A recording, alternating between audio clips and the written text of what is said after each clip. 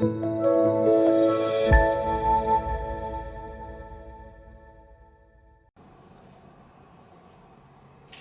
반갑습니다. 우리 오늘 사회복지 실천 기술론의 세 번째 수업 시간이죠. 자, 오늘 행동 수정 모델의 개입 과정에 관한 얘기 함께 공부하는 시간 갖겠습니다. 여러분, 행동 수정 모델의 개입 과정 크게요. 그러니까 초기, 개입, 종결 이렇게 세 단계로 나눕니다. 자, 이렇게 세 단계로 나누니까 쉬워 보이는데 각 단계마다 기억을 해야 될 게 좀 상당히 많아요. 우리 한번 정리해 봅시다. 이 초기 단계 때 해야 될 일이 문제 규명, 기초선 자료 수집, 사정과 목적 설정, 개입 계획 수립, 계약 이렇게 돼 있는데 한번 보면 문제, 클라이언트의 관찰 가능한 구체적인 행동. 우리가 행동 수정 모델은 심리학의 이 행동주의에 근거한다 그랬죠. 행동주의에서 행동이라는 것은 세 가지의 특성을 갖고 있어야 된다 그랬습니다. 첫 번째가 관찰 가능해야 되고, 두 번째가 측정 가능해야 되고, 또 바꿔놓을 수 있어야 된다 그랬죠. 즉 수정 가능해야 된다. 세 가지의 특성을 갖고 있어야 된다고 했는데, 역시 이제 행동 수정 모델에서도, 그러니까 사회복지 실천 기술에서 이 행동 수정 모델 역시도 이런 행동들만을 어떻게 된다? 개입의 대상으로 본다는 거죠. 자, 기초선 자료 수집해가지고 문제 행동의 현재 수준과 앞으로의 변화를 구체화해서 보여줄 수 있는 방법으로 수집하고, 일반적으로 자 선행 조건과 후속 결과 ABC로 표현을 해요. ABC. 그러니까 사정 방법이 ABC 사정이라고 얘기를 하는데, 정확하게 수집된 기초선, 문제 규정, 그 다음에 ABC 관계를 사정할 수 있게 해준다. 어떻게 문제 접근할 것인가를 보여준다는 거. 자, 기초선이 뭔지는 우리 공부하셨습니다. 개입 전에 현 상태가 기초선이라 그랬었죠. 자, 그리고 사정과 목적 설정. 자, 자료 분석을 통해서 표준 문제의 발생 유형을 파악하고, 클라이언트가 스스로 기초선을 정한 경우에는 과정 자체가 문제를 경감시키는 데 효과를 가질 수도 있다. 개입의 목표를 진술합니다. 자, 목표는 뭐뭐한 상황에서 행동을 변화시키는 것이다. 그러니까 목표라는 것은 우리 애간의 목표 성립의 원칙 5가지 공부하셨죠? 스마트 원칙, 그죠? 그러니까 구체적이어야 돼요. 그리고 목표 설정의 고려사항들 읽어봐 주시고 계획을 수립합니다. 자, 보면은 문제 우선순위가 정해지면은 표적 문제의 발생 전후 관계를 분석하고, 행동 변화는 선행 조건과 후속 결과에 영향을 받으므로 선행 조건, 행동, 후속 결과. 자, 선행 조건 A, 행동 B, 후속 결과 C 이렇게 보는 거예요. 자, 그래서 A, B, C라고 얘기합니다. 자, 이게 사정의 기본 틀이라 그랬죠. 행동 수정 모델에서. 자, 변화를 위해서 주로 사용하는 행동 수정 기법들. 자, 요건 좀 보셔야 됩니다. 조작적 행동에 관련된 기술. 자, 조작적 행동이라는 게 뭐죠, 여러분? 우리 스캔의 조작적 조건화 이론에서 행동을 바꿔놓는 방법이 조작이었었죠. 그러니까 즉 제3자가 어떤 개인의 행동에 개입해서 그 행동을 수정시켜 놓는 거, 그걸 이제 조작이라고 했습니다. 강화, 소고, 그다음에 행동 형성 또는 행동 조성이라고도 했었었죠. 자, 처벌 등이 있다. 자, 복합적 기술 읽어보시고 그 다음에 계약을 했습니다. 자, 너무 복잡하게 우리 교재 정리가 되어져 있는데, 그러니까 큰 틀만 좀 보세요. 이런 것들이 있구나 정도 보시면 되고. 자, 이제 개입 단계에서는요. 자, 보면 요게 좀 보셔야 될 건데요.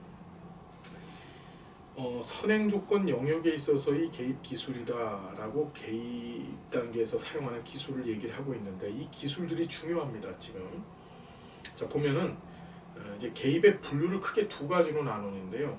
선행 조건 통제와 새로운 선행 조건 개발. 자, 개입의 분류 두 가지 뭐라고요? 선행 조건 통제, 선행 조건 개발. 그러니까 A, B, C가 있었을 때 이런 거죠. 그러니까 A가 뭐라 그랬죠, 여러분? 이게 선행 조건이고, 그 다음에 거기에 따라서 behavior, 행동이 나타나요. 그리고 consequence, 결과가 등장을 하거든요. 그래서 A, B, C 툴이 이 행동 수정 모델에 있어서 기본 사정 툴이라 그랬습니다. 자, 그때 이 A 이게 선행 조건이죠. 이 선행 조건을 어떻게 할 것이냐에 따라서 개입이 나눠집니다. 어떻게 하냐면 선행 조건을 통제할 것인가, 아니면은 이 선행 조건을 없애버리고 전혀 새로운 선행 조건, 새로운 A를 개발해서 여기다 다시 끼워 넣을 것인가, 이걸 결정을 해야 되는데, 선행조건 통제는 개입의 목적이 바람직하지 못한 행동을 감소 또는 제거할 때, 그렇지, 다시 개입의 목적이 바람직하지 못한 행동을 감소시키거나 또는 제거할 때, 이때 선행조건을 통제하는 거예요. 그러니까 개입하는 목적이 바람직하지 못한 행동을 어떻게 감소시키거나 없애려고 할 때는 선행조건을 통제하고, 새로운 선행조건을 만들 때는 개입 목적이 바람직한 행동을 증가시킬 때, 그러니까 통제 같은 경우에는 처벌할 때, 우리가 조작적 조건에 이르는 처벌이 뭐예요? 바람직하지 못한 행동의 빈도수를 줄이는 게 처벌이라 그랬죠. 그러니까 통제는 처벌할 때, 새로운 행동을 만들 때는 이거는 개입이 목적의 바람직한 행동을 증가시키는 거, 이건 강화할 때예요. 강화할 때. 통제할 때는 처벌, 그러니까 처벌을 할 때는 통제, 그다음에 강화를 할 때는 어떻게 새로운 선행 조건을 개발해서 집어넣는다. 좀 복잡하죠? 자, 기억을 해두시고, 자, 선행 조건 통제에서 사용되는 기술들. 자, 이것도 시험에 잘 나옵니다. 선행 조건을 통제할 때, 즉 처벌할 때, 처벌을 목적으로 해서 개입을 했었을 때, 그때 사용하는 기술들이 등장하는데, 첫 번째가 선행 조건의 회피가 등장합니다. 선행 조건 회피. 자, 선행 조건 회피는 뭐냐면은 부정적인 표현 행동을 가져오는 상황이나 사고로부터 동그라미 분리시키는 거야. 갈라놓습니다. 그래서 문제 행동이 일어나는 것을 막는 거죠. 즉 조건으로부터 그 행동을 발휘하는 클라이언트를 갈라버리는 게, 그게 선행 조건 회피입니다. 자, 두 번째는 행동 연쇄 변화시키기. 우리 행동 연쇄라는 것도 우리 실천론 시간에 그러니까 기법 가운데서 행동 수정 기법으로 공부를 하셨었어요. 뭐냐면은 행동의 고리의 어느 부분을 끊어서 다음 행동에 넘어가기 전에 멈춤을 이용하거나, 행동의 연결을 끊는 것이 좋으며 가급적 행동 연쇄, 고리의 초기 단계에 개입하는 것이 좋다. 행동 연쇄라는 게 뭐죠? 그러니까 어떤 행동 있고 또 어떤 행동이 있었을 때 이걸 묶어서 새로운 행동을 만들어내는 게 행동 연쇄라 그랬었죠. 그렇죠? 그때 이 행동이 시작되는 지점을, 그러니까 행동과 행동이 연결되는 지점을 고리라고 얘기했는데, 여기를 다 끊어버리는 거예요. 끊어버리는 거예요. 이건 무슨 소리냐면은 이게 묶여져서 새로운 하나의 행동을 만드는데, 이 행동 따로 그냥 두겠다는 겁니다. 그렇게 내비두겠다는 거예요. 그것을 행동 연쇄 변화시키기라고 하고, 선행 조건 재인식은 선행 조건에 접했을 때 문제 행동을 하도록 인식하는 클라이언트 인식 체계를 어떻게 생각을 바꿔놓겠다는 게 재인식입니다. 자, 여러분 정말 죄송하지만 통제 때 하는 게 선행 조건 회피, 행동 연쇄 변화, 선행 조건 재인식이라는 거 꼭 기억을 해 두시고, 새로운 선행 조건을 창조할 때, 즉 뭐냐면 강화시키고자 하는 목적으로 개입을 할 때 사용하는 기술들이 언어적 지시와 사고 중단이 있습니다. 참 복잡한데 우리 조금만 고생합시다. 이건 꼭 알고들 가야 되는 거예요. 언어적 지시는 조작적 행동의 첫 번째 원칙인 언어적 지시가 행동을 통제하는 데 강력한 힘이 있다는 것을 응용하는 기술이다. 언어적 지시 뭐예요? 말로 하지마 또는 해, 이렇게 하는 거죠. 그게 언어적 지시예요. 그러니까 사회복지사가 갖고 있는 권위를 가지고서 상대방한테 어떤 행동을 이제 추가로 하게끔 만드는 거죠. 강화니까 새로운 행동을, 새로운 선행 조건을 개발한다는 것은 강화를 목적으로 하기 때문에 이거 하세요, 이거 하는 게 좋습니다, 이렇게 만드는 게 언어적 지시고, 사고 중단도 언어적 지시와 유사한 구조인데, 바람직하지 못한 생각이 들 때 바로 스스로에게 멈춰. 자, 사고 중단이라는 것은 뭐냐면 본인한테 하는 거예요. 자, 언어적 지시라는 게 사회복지사가 클라이언트한테 한다는 거라고 본다면, 사고 중단이라는 것은 클라이언트가 자기 스스로한테 이건 나빠, 하지마, 안 할 거야, 이렇게 하는 게 바로 뭐다? 사고 중단이다. 자, 두 가지, 선행조건 통제에서 사용되는 기술과 선행조건 창조할 때 사용되는 기술, 두 가지 제발 죄송합니다. 어렵지만 기억을 해 두십시오. 자, 그 다음에 행동 영역의 계획 기술들이 있는데, 행동의 변화를 계획하고 있을 때에는 바람직하지 않은 행동을 단순히 억압하기보다는 새로운 대체 행동을 발달시키는 것이 더 좋다. 새로운 행동을 발달시킨다는 것은 쉬운 일이 아니기 때문에 클라이언트는 용기를 잃고 그만두고 싶은 유혹에 빠지기도 하는데, 이때 복사는 원조에게 차질이 생기는 것은 개인의 잘못이 아니라 기술적인 잘못이라는 관점에서 문제 해결을 하려고 하셔야 돼요. 그러니까 클라이언트 개인한테 책임을 돌리는 것이 아니라 사회복지사가 제공하는 기술에 문제가 있다라고 해야지만, 그래야만 어떻게 되겠어요? 개인 입장에서는, 즉 클라이언트 입장에서는 아 그래 내가 잘못한 거 아니야. 그러니까 나 자신에 대한 자책이 없겠죠. 사회복지사 기술에 대한 문제라고 얘기했으니까 복지사가 기술을 더 잘 활용하고 쓴다면은 개인은 자신 변화에 대한 그런 어떤 뭐라고 할까요? 그 변화에 대한 가능성을 체험할 수 있겠죠. 자, 그래서 절대로 클라이언트 네가 잘못된 거라고 얘기하시면 절대 안 되는 거예요. 자, 새로운 행동을 발달시키는 기술들. 자, 긍정적 강화, 정적 강화라고 공부하셨죠? 이게 뭐죠, 여러분? 정적 강화? 우리가 정적 강화가 뭐였었어요? 어떤 바람직한 행동을 할 때마다 강화물을 제공해줘서 그 행동을 강화시키는 게 정적 강화였었죠. 그겁니다. 자, 그 다음에 대체 행동 사용이라는 것이 있는데, 부정적인 행동을 대체할 수 있을 만한 행동으로 효과적으로 행동을 통제하는 겁니다. 그러니까 부정적인 행동을 하되 그 부정적인 행동하는 것을 대체할 수 있는 다른 거. 예를 들어서 담배 핀다. 그럼 담배 피는 행동의 대체로서 막 껌을 주는 거예요. 껌을 계속 씹게 한다든지, 사탕을 계속 먹게 한다든지. 이게 바로 이제 대체 행동 사용이라는 거죠. 그러니까 담배 핀다는 행동을, 빈도수를 줄이기 위해서 그 담배 피는 행동을 대체할 수 있는 행동들. 요새는 전자담배 피잖아요, 그죠? 그런 것들이 여기에 해당합니다. 자, 리허설. 자, 사회복지사 입장에서 발달시키고자 하는 행동을 반복적으로 연습해서 행동이 숙달되는 가장 기본적인 방법이다.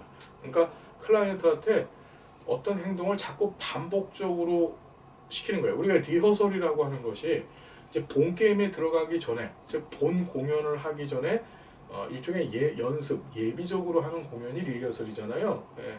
그러니까 다시 한번 반복적으로 연습해가지고 실제 행동에 적용을 시키는 거예요. 반복적으로 어떤 행동을 해서 그것이 이제 실제 삶에 적용되게 만드는 거죠. 자, 그다음 모델링이라는 거, 이제 반두라의 사회학습 이론 생각하시면 됩니다. 따라서 하는 거죠. 그래서 원하는 행동을 훌륭하게 수행하고 있는 다른 사람들을 관찰하고 모방하는 것을 통해서 행동을 익히는 기술. 자, 행동 형성.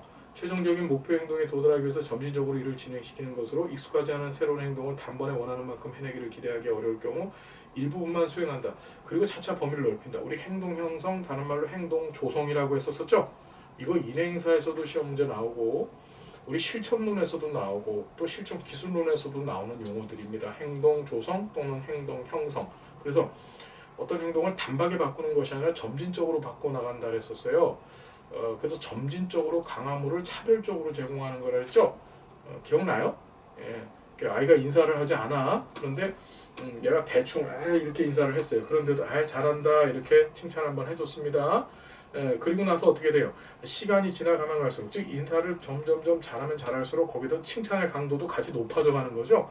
이걸 행동 조성이라고 했습니다. 그래서 바람직한 행동으로 유도해 나가는 것, 바람직한 행동을 강화시키는 것이 바로 행동 조성, 행동 형성이라고 했습니다. 자, 새로운 행동 발달시키는 기술 5가지: 정적 강화, 대체 행동 사용, 리허설, 모델링, 행동 조성.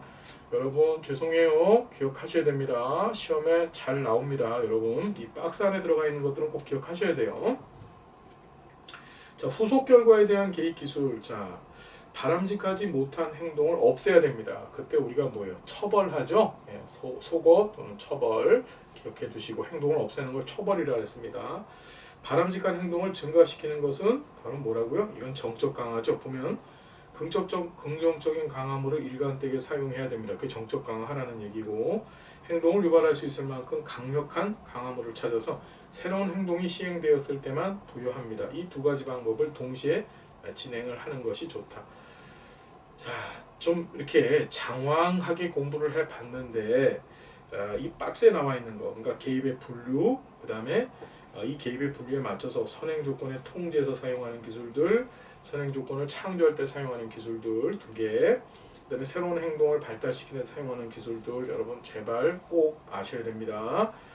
꼭 부탁드려요. 자, 종결이 다가오면 종결을 예고하고 그동안의 진정 과정을 클라이언트와 함께 평가하시고, 평가 기준들 나와 있습니다. 한번 읽어봐 주세요.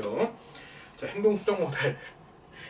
시험에 나오면은요, 보통 스키너의 조작적 조건화 이론에서 사용하는 용어들, 즉 강화와 처벌에 관한 얘기들이 잘 나오고요. 그 다음에 모델 실천 기술로서 지금 나와서 우리가 해봤던 것들 있잖아요. 선행 조건 A, B, C와 관련된 것들, 이런 얘기들이 이제 등장을 합니다. 좀 두루두루 살펴보시죠. 약 한 문제 내지 두 문제는 꼭 나옵니다. 지금 그런 분 계세요. 아예 포기하고 말지, 그죠? 누구라고 얘기하지 않겠지만 저 은평구에 계신 우리 김 관장님, 포기하시면 안 돼요. 자, 이제 인지행동 모델로 들어갑니다. 인지행동 모델. 여기서 시험 문제 두 문제 정도 나오죠. 한번 보면은 인지행동 모델이라는 게 뭐냐? 인지이론. 우리 삐아제의 인지발달이론 인행사 시간에 공부하셨습니다. 즉 인지이론과 그 다음에 두 번째 스키너의 조작적 조건화 이론에 근거한 행동주의 모델, 그러니까 행동이론이죠. 이 행동이론을 모아서 이걸 이제 사회복지 실천 모델로 적용시킨 것이 바로 인지행동이론이라고 생각하시면 됩니다. 보면 이론적 기반은 인지이론 더하기 행동주의론이다. 개입의 특징. 자, 클라이언트의 주관적 경험의 독특성을 중시하더라. 자, 주관적 경험의 독특성. 왜 그러냐면요. 그러니까 인지이론의 어떤 구조적 체계는 이런 거예요. 사람은 자신이 인지한 대로, 그러니까 객관적인 상황이 있어요. 객관적인 현상. 현상이라는 것은 충분히 객관적이면서도 중립적이죠. 그런데 이 객관적인 상황을 한 개인이 갖고 있는 인지가 어떻게 받아들이느냐에 따라서 얼마든지 주관적으로 표현이 돼, 행동으로 드러나요. 그렇죠? 그러니까 어떤 큰 위기가 나한테 닥쳐왔다. 객관적인 상황이다. 그냥 위기 상황이 있는 거야. 근데 그거를 어떤 사람은 자신이 갖고 있는 인지의 기본적인 틀, 우리가 피아제 같은 경우에는 인지발달이론에서 그것을 스키마라고 표현을 했었었죠. 그렇죠? 우리 뒤에 가서 이제 아론 백이라고 하는 인지행동 모델 학자가 등장하는데 그 사람도 스키마라고 하는 표현을 사용을 했습니다. 그대로. 자, 그 틀에 의해서 그걸 주관적으로 해석을 해버려요. 그러니까 뭐냐면 어떤 사람은 사고가 났는데 그걸 놓고서 야, 사고 있을 수도 있는 일이야. 하지만 이것이 나의 어떤 발전의 기회가 될 수 있어. 이 위기가. 그렇게 생각하는 사람이 있고, 또 어떤 사람 입장에서는 야, 이거 당장에 큰일 났다. 이거 죽어야 되겠다. 큰일 났다. 이렇게 얘기하는 사람들도 있어요. 즉 감정의 기복 문제가 발생할 수도 있겠죠. 또 이제 사람이 가지고 있는 뭐에 따라 다 틀린 겁니다. 이 인지의 틀 때문에 틀린 거예요. 그러니까 뭐라고 얘기하면은요. 주관적 경험의 독특성, 즉 개인의 주관성을 굉장히 중시합니다. 이 주관성은 바로 뭐죠? 인지죠, 인지. 인지를 중시한다는 얘기예요. 클라이언트와 사육사의 협조적인 노력을 요구하죠. 즉 클라이언트와 사육사가 함께 문제를 해결하는 것을 중시하고, 자, 구조화되고 방향적, 즉 직접적 접근을 한다. 자, 구조화되어져 있다는 게 무슨 소리인가요, 여러분? 모델의 설계가 명확하다는 거예요. 즉 언제 어떻게 이런 식으로 진행을 할 것이다 라고 하는 틀을 명확히 갖고 있다는 얘기예요. 자, 클라이언트의 능동적인 참여를 요구합니다. 그러니까 협조적인 관계이기 때문에 당연히 능동적 참여가 요구되고, 자, 중요합니다. 교육적 접근. 자, 뭐라고? 교육적 접근을 강조해요. 교육적 접근이라는 건 사회복지사가 클라이언트를 가르친다는 얘기죠. 이제 뒤에 가서 우리가 공부를 하다 보면 더 명확히 이해가 되겠지만, 인지행동 모델에서는 어떤 한 클라이언트의 부정적인 역기능적인 행동의 원인을 그가 갖고 있는 인지 구조의 문제로 이해를 해요. 그렇다면 인지를 바꿔놓으면 그 클라이언트의 행동도 긍정적, 기능적으로 바뀌어진다라고 하는 가정을 세울 수 있겠죠. 그래서 어떻게 하냐면은 인지를 바꾸는 방법으로 인지를 교육을 통해서 깨우치는 거야. 너 이거 잘못된 거야. 당신 인지 잘못된 거고. 그렇기 때문에 그걸 뒤집어 바꿔놔야 돼. 이거야. 무슨 얘기인지 알겠습니까? 자, 그래서 교육적 접근을 한다. 개입 초기에 클라이언트가 치료를 이해하고 협조할 수 있도록 충분히 설명, 교육, 논의하는 거. 교육적 접근이라고 합니다. 깨우치게 만든다는 거죠. 그래서 한 개인이 가지고 있는 그 주관적 인지가 역기능적이라고 한다면 그걸 기능적으로 바꿔놓는 걸 의미해요. 자, 소크라테스식 문답법을 활용합니다. 소크라테스식 문답법은 뭐예요? 묻고 대답하는 거죠. 사회복지사가 묻고 클라이언트는 대답하고, 그렇죠? 이런 관계를 통해서, 그러니까 이런 절차 과정을 통해서 문제를 해결해 나간다는 얘기예요. 클라이언트의 경험에 초점을 둡니다. 왜 그럴까요? 주관적인 인지가 형성되는 것은 전적으로 그가 살아왔던, 그렇죠? 또는 경험하고 있는 그 경험에 근거해서 그 주관이 만들어지는 겁니다. 그렇기 때문에 경험에 초점을 두고, 자, 시간 제한적 개입 별표 500개 팍팍 쳐놓으세요. 시험 문제 잘 등장합니다.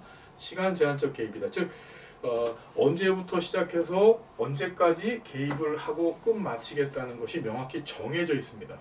이해되시죠? 그리고 종교류 문제 재발을 방지합니다. 이게 무슨 소리냐면은 이 문제라는 것은 결국 행동이거든요. 역기능적 행동을 발휘한다는 게 문제인데, 그 종결된 다음에도 역기능적 행동을 막기 위해서는 어떻게 되나요, 여러분?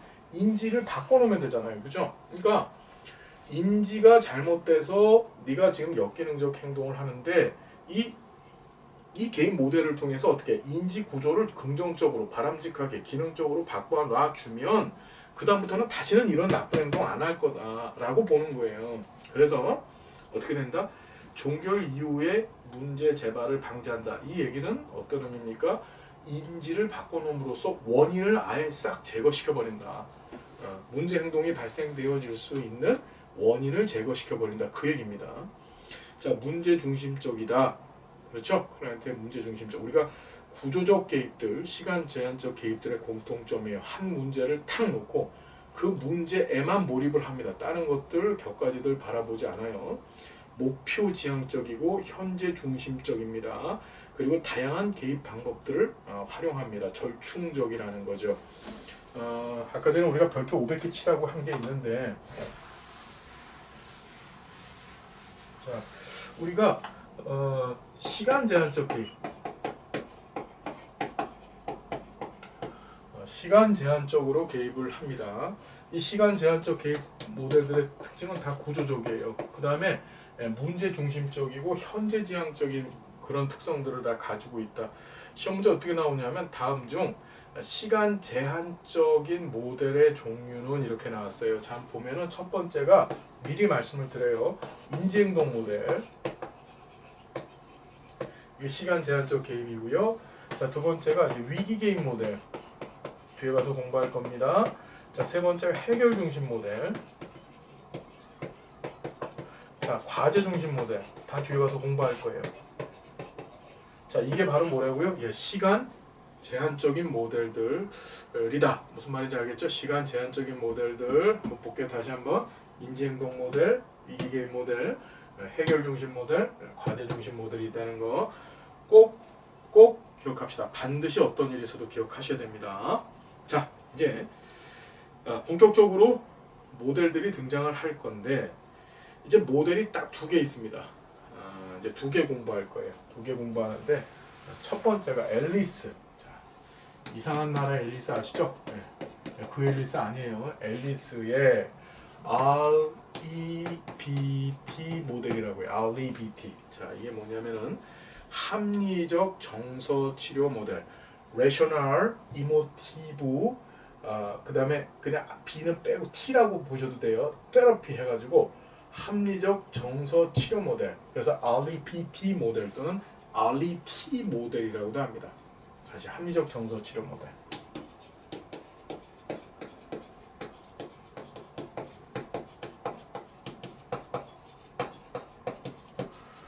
자, 이게 뭐냐면요. 자, 보면 클라이언트가 자신의 비합리적 신념, 동그라미 치세요. 그러한 신념들로부터 생기는 부적절한 정서적 결과를 스스로 지각하여 비합리적 신념을 수정할 수 있도록 원조한다. 자, 클라이언트가 치료 중에 획득한 통찰을 자신의 실생활에 적용할 수 있도록 적극적이고 체계적으로 과제를 부여한다. 자, 과제 부여한다. 동그라미 치세요. 인지, 정서, 행동, 기법을 통합하는 다차원적인 접근 방법이다. 인간에 대한 낙관적 견해, 즉 인간은 본래 비합리적으로 생각하는 경향이 있지만 자신의 비합리적 사고를 바꿀 수 있는 힘을 가지고 있다. 다시 한번, 인간은 본래 비합리적으로 생각하는 경향도 있지만, 그렇죠? 근데 그것이 원래 인간의 원래 본성은 아니라는 거예요. 자신의 비합리적 사고를 바꿔놓을 수 있는 힘도 인간 내면에 있다라고 보고 있는 겁니다. 인간의 그 숨어있는 잠재력을 인정하고 있는 거죠. 앨리스는 남자입니다. 여자 이름 같죠? 근데 앨리스 박사는 남자죠.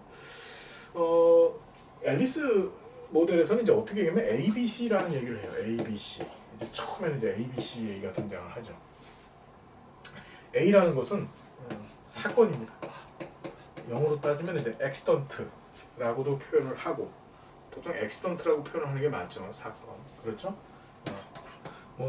또는 activating event라고 해갖고요. 선행 사건이라는 말도 써요. accident 사건이 있고, 자, 그다음 B라는 것이 이제 belief, 이게 신념이에요. 신념.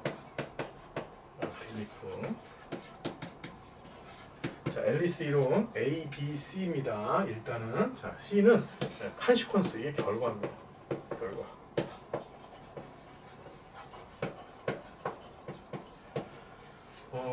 자, 이런 거예요. 우리는요, 어떤 사건이 어떤 결과를 만들어낸다고 알고 있어요. 앞에서도 예를 들었지만 어떤 위기 상황이 나한테 쳐들어왔었을 때 이 쳐들어온 위기 상황이 나를 우울하게 만드는 거야. 우울하게. 자, 여기서 얘기하는 이 결과라는 것은 행동으로서의 결과를 의미하는 것인데, 보통 감정이 이 안에 들어가 있어요. 보통 우울한 거, 초조한 거, 슬픈 거. 그렇죠. 그게 결과입니다. 자, 우리는 생각하기에 어떤 사건이 결과를 만들어낸다라고 알고 있었는데, 앨리스는 거기서 반박합니다. 그게 아니고 그가 갖고 있는 신념, 이 빌리프, 이 신념이 그 사건을 주관적으로 어떻게 이해하고 해석하느냐에 따라서 전혀 다른 형태의 결과, 컨시퀀스 C를 만들어낸다라고 주장을 하는 거예요. 대단히 이해가 갈 수 있는 얘기죠. 보면은 앞에서도 말씀을 드렸어요. 똑같은 사건인데도 불구하고 어떤 사람은 그 사건을 갖고서 기회다, 용기를 갖자, 힘내자, 웃자 이렇게 나가는 사람도 있는 반면에, 똑같은 사건인데도 불구하고 이건 절대적 좌절감에서 모든 걸 다 포기하려고 하는 사람들도 분명히 존재를 합니다. 이해되시죠? 어떤 얘기인지 이해가 되시죠? 그 원인이 바로 뭐다? 이 B라고 보는 거예요. 자, 보면은 앨리스는 나쁜 C, 즉 나쁜 정서적 감정 또는 행동을 불러일으키는 이 B를, 이 B 신념을 비합리적 신념이라고 명칭을 줬습니다. 비합리적 신념. 뭐라고요, 여러분? 비합리적 신념. unreasonable belief예요. 이해되죠? 이 비합리적 신념만 고쳐놓으면 좋은 결과, 즉 기능적인 컨시퀀스를 만들어낼 수 있다라고 앨리스는 주장을 하는 거예요. 자, 그러면서 이 비합리적 신념의 종류를 쫙 나열을 했습니다. 이게 중요하죠. 중요합니다. 앨리스가 얘기했던 비합리적 신념, 이런 신념 갖고 계신 분들은 꼭 어떤 사건을 부정적으로 인식을 하고, 그래서 나쁜 C, 컨시퀀스를 만들어내는 거예요. 보니까 인정욕구. 자, 나는 주위에 있는 모든 사람한테 사랑과 인정받아야만 돼. 혹시 이런 신념 갖고 계신 분 계세요? 사람이 어떻게 모든 사람한테 다 인정받겠습니까? 저 북한에 계신 배 나오신 그 김 선생도, 그 젊은 김 선생도 북한 사람들한테는 인정받는 사람일지 몰라도 남한에선 저 나쁜 놈, 돼지 같은 놈이라고 욕먹죠. 그죠? 예. 자, 과도한 자기 기대감, 자기 자신을 가치 있다고 생각하기 위해서는 모든 영역에서 완벽하게 유능하여 적절하게 행동하며 반드시 성공해야 된다. 그러니까 완벽한 존재래야만 자기가 된다라고 생각하는 거예요. 완벽해야만. 예, 그래서 외모도 그렇죠. 예, 지식도 그렇죠. 가정 환경도 이런 걸 다 완벽하게 갖춰야만 나는 한 사람이다. 이게 잘못된 거예요. 그런 사람이 어디 있어, 그죠?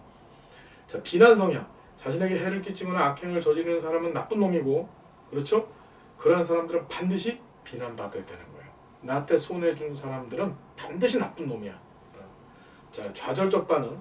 일이 바라는 대로 되지 않으면 인생을 끔찍스럽고 아무런 가치가 없다고 생각하는 거예요. 자, 그 다음에 정서적 무책임. 인간의 불행의 원인은 외부 환경에 있는 것이며 사람은 그것을 통제할 수 없다고 생각합니다. 그래서 외부 환경에서 기인하기도 하지만 일반적으로 부정적 감정은 자기 내부에서 생기는 겁니다. 그렇죠? 뭐냐면 다 남 탓이야. 내 탓이 아니고 다 남 탓. 세상이 나를 이렇게 만드네. 그죠? 과다한 불안. 위험하거나 두려운 일에 항상 신경을 써야 하고 그러한 일들은 항상 일어날 가능성을 염두에 두고 있어야 된다는 것이죠. 자, 의존성. 그러니까 문제 회피. 인생에 있어서 어떤 어려움과 자기 책임을 직면하는 것보다 피하는 것이 쉽다. 도망가는 게 좋다라고 생각하는 거죠. 도망가는 게. 자, 의존성. 사람은 타인에게 의존해야 되고 의존할 만한 더 누군가가 있어야 된다고 생각합니다. 무력감. 과거의 경험과 행동이 현재 행동의 가장 중요한 결정인자고 사람은 과거의 영향에서 벗어날 수 없다고 생각하죠. 지나치게 다른 사람을 염려하는 겁니다. 다른 사람의 문제나 어려움에 대해서도 매우 신경을 써야 된다는 거죠. 그러니까 뭐 자기 앞가림도 잘 못하면서 다른 사람만 생각하는 거, 그죠? 완전주의, 완벽주의라고 하는데 모든 문제는 항상 적절하고 완전한 해결책이 있으면 사람은 그것을 찾아야만 하며 그렇지 않으면 파멸이다. 이게 비합리적 신념의 종류입니다. 상당히 어떻게 보면은 조금 이해도 가는 듯하지만 그렇죠. 왜냐하면 우리 대부분의 사람들이 이런 비합리적 신념을 다 갖고 있어요. 이게 서로 이렇게 대치되는 내용들도 많거든요. 서로 간에. 그런데 다 갖고 있습니다. 이걸 비합리적 신념이라고 얘기하는데 이것들을 다 갖고 있는데 본인이 갖고 있다는 사실을 모르는 거야. 그래서 어떻게 돼? 어떤 상황이, 즉 사건이 터졌었을 때 이 비합리적 신념을 가지고서 그 사건을 바라보니까 자꾸 어떻게 나쁜 컨시퀀스, 결과가 등장하게 된다는 것이죠. 결론은 뭡니까? 비합리적 신념만 뜯어 고쳐 놓으면 바른 컨시퀀스, C를 만들어낼 수 있다고 보는 거죠. 자, 관련된 내용들 개입 과정인데 A, B, C, D, E 모델 하면서 계속 진행을 하겠습니다. 어려운 얘기 공부하고 있죠? 여러분 자꾸 보셔야 됩니다. 한번 보시면 안 되고 비합리적 신념도 우리 교재에 나와 있는 게 전부 답니다. 이거 시험에 나올 거예요. 여러 번 읽어봐 주셔야 됩니다. 자, 함께해서 고맙고 다음 시간 행복한 모습 만나 뵙겠습니다. 감사드립니다.